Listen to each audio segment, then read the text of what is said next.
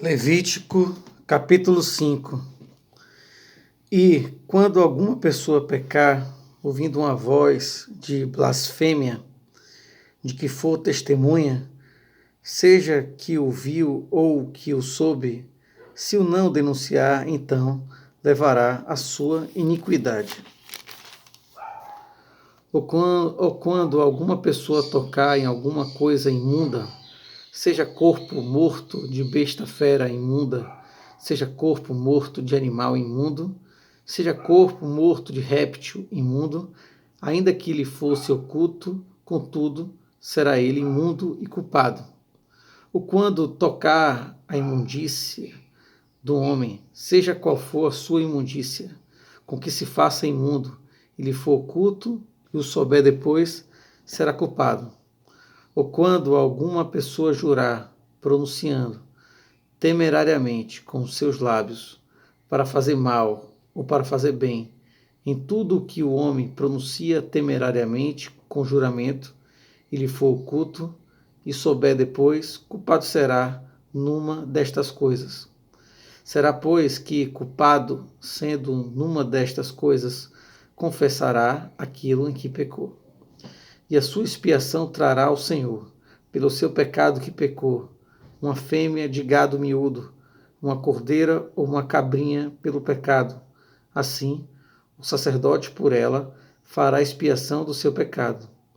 Mas se a sua mão não alcançar o que bastar para gado miúdo, então trará em expiação da culpa que cometeu ao Senhor 2 rolas ou 2 pombinhos, um para expiação do pecado e o outro para o holocausto.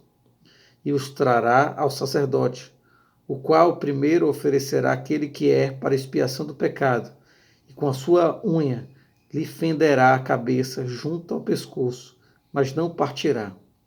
E do sangue da expiação do pecado espargirá sobre a parede do altar, porém o que sobejar daquele sangue espremer-se-á à base do altar. Expiação do pecado é. E do outro fará holocausto, conforme o costume. Assim o sacerdote por ela fará expiação do seu pecado que pecou, e lhe será perdoado. Porém, se a sua mão não alcançar 2 rolas ou 2 pombinhos, então aquele que pecou trará pela sua oferta a 10ª parte de um efa de flor de farinha, para expiação do pecado. Não deitará sobre ela azeite, nem lhe porá em cima o incenso, porquanto é expiação do pecado.